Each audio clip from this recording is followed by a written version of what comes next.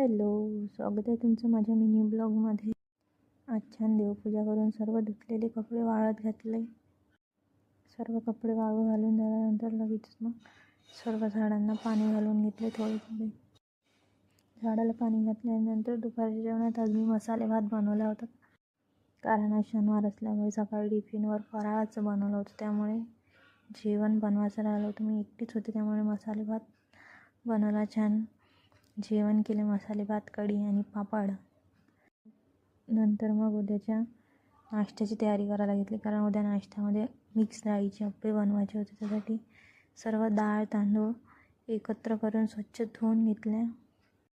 त्यात मी थोडे पोहे आणि मेथीसुद्धा भिजत घातले होते। हे सर्व मिक्स करून मी 5 ते 6 तासासाठी भिजत ठेवलं आहे। आणि तुम्हाला माझा मिनी ब्लॉग कसा वाटला हे नक्की सांगा। लाईक आणि सबस्क्राईब जरूर करा। थँक्यू।